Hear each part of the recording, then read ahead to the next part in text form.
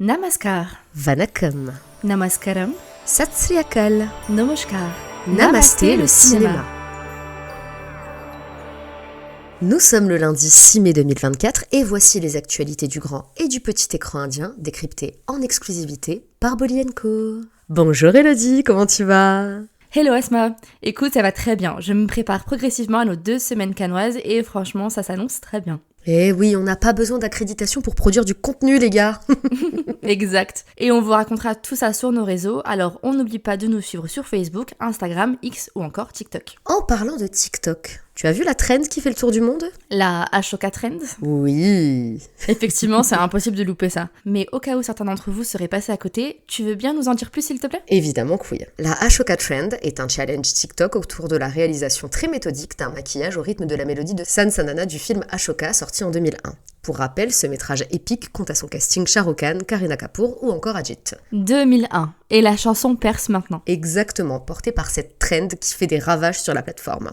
Et on ne parle pas uniquement de créateurs de contenu indiens ou passionnés par la culture sud-asiatique. Tout le monde s'y colle, même les gros comptes français et internationaux. Zhu Ben, Marion ou encore Léane Martz ont toutes joué le jeu et livré leur version de la tendance, faisant la part belle à ce titre iconique interprété par Alka Yagnik. C'est fou que le grand public ne découvre ce morceau que maintenant. En effet, et ce n'est pas la première fois que TikTok relance des chansons, notamment indiennes.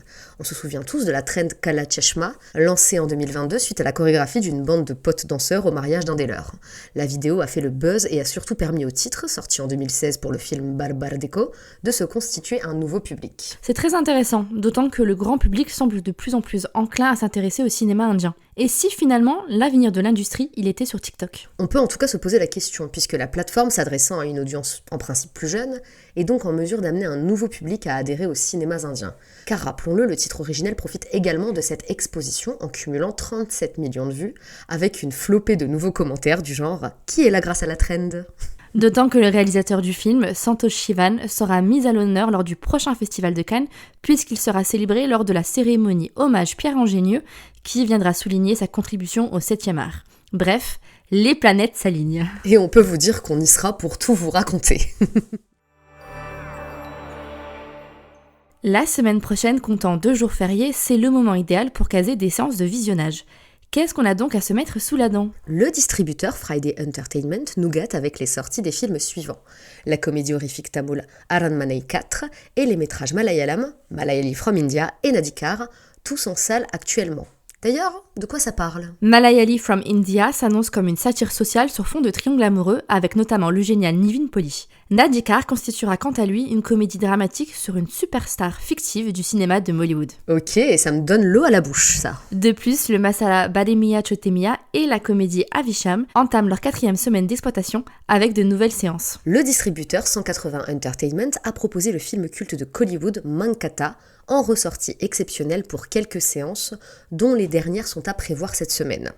Ice Production nous propose de découvrir ou redécouvrir le film incontournable Gilly pour la 3e semaine consécutive, avec davantage de projections en région parisienne. La démarche est vraiment formidable, mais il est toutefois regrettable qu'aucune des séances de ces films très populaires ne soit sous-titrée en français. C'est vrai, comme si ça ne s'adressait pas vraiment au public non tamoulophone. Alors que moi je veux bien les voir sur grand écran, Ajit et Vijay. Comme je te comprends.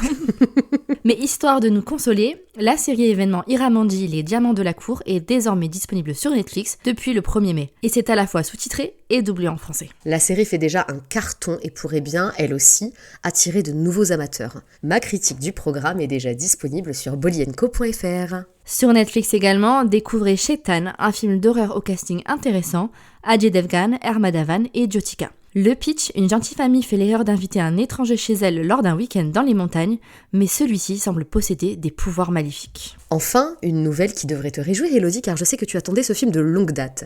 Le drame romantique 8am Metro avec Gulshan Devaya et Sayami Kher sera disponible sur Z5 à partir du 10 mai. Au menu, une idylle contrariée qui apparaît comme un cousin éloigné de The Lunchbox. C'est pas trop tôt. J'avais carrément DM le réalisateur qui cherchait à l'époque activement une solution pour une sortie en ligne. Ah ouais. Trop contente qu'il ait fini par trouver. À voir si le projet à venir de la semaine suscitera en toi autant de passion. C'est peut-être un peu ambitieux, mais on va en parler ensemble. J'ai effectivement visionné il y a quelques jours le teaser de Oolaj, le prochain film de l'actrice Janhvi Kapoor. Ok, je pense qu'on a déjà répondu à la question. De quoi va parler le film ? Il s'agira d'un thriller d'espionnage dans la vibe de Razi, dans lequel Janhvi incarnera une déléguée des affaires étrangères qui fera face à une conspiration. Ouais, alerte aux fans d'Alia Bhatt, mais j'avais pas trouvé Razi ouf. Il y avait des partis pris intéressants, mais aussi des grossièretés narratives qui m'ont personnellement gâché le film. Tu avais lu le livre dont il s'inspire, n'est-ce pas ? Oui, et mon article comparatif est dispo sur notre site. Bon, trêve de digression. Qu'est-ce qu'on sait de plus au sujet de ce métrage ? Que Oolaj est réalisé par Sudhanshu Saria, qui nous avait livré en 2015 le magnifique et intimiste Love. Oh, là tu commences à m'intéresser. D'autant que Janhvi est ici entouré d'un casting masculin qui fait envie. Gulshan Devaya, Roshan Mathew, Mayank Chang ou encore notre Adil Hussain national. Franchement, le reste de la distribution me tente réellement. Mais concernant Janhvi, je suis un peu plus inquiète. Si elle peut afficher une fragilité intéressante dans son jeu, je trouve encore son acting très scolaire pour porter un rôle qui semble fort et complexe. Je te rappelle les dégâts faits par Sarah Ali Khan dans Evatan Merevatan, qu'elle gâchait par sa seule présence à l'écran ? Non, c'est trop douloureux, me rappelle pas ça s'il te plaît. Et si je te rejoins sur le fait que Janhvi est encore beaucoup à prouver, je trouve toutefois qu'elle a eu la volonté de sortir de sa zone de confort à de nombreuses reprises. Et malgré des performances en dents de scie, sa filmographie en date demeure bien plus intéressante que celle de Sarah. On verra donc si Oolaj viendra confirmer nos inquiétudes ou au contraire les contredire. Le film sort quand d'ailleurs ? Il sera projeté dans les salles indiennes le 5 juillet 2024.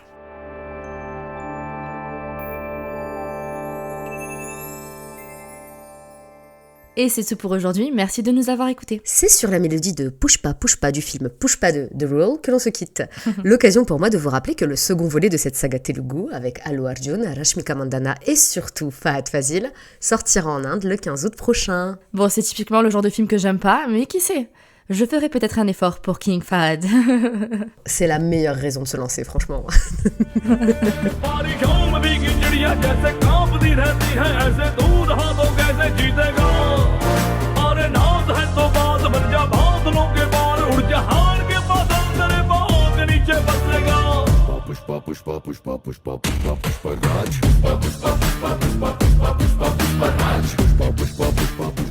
Merci d'avoir écouté Namasté le cinéma. C'était Elodie et Asma du magazine Bolly & Co. On espère que cet épisode vous a plu. Si vous aimez notre podcast, c'est le moment de vous abonner, de partager, de commenter, de liker ou encore de donner une petite note sur votre plateforme d'écoute favorite. Nous vous rappelons que tous les liens vers les bandes annonces, les articles et la chanson de la semaine sont disponibles en description et dans la version retranscrite de cet épisode que vous pouvez retrouver sur www.bollyandco.fr. Et si vous n'êtes toujours pas lassé d'entendre nos voix, nos fous rires et nos coups de gueule, alors rendez-vous lundi prochain dans Namasté le cinéma.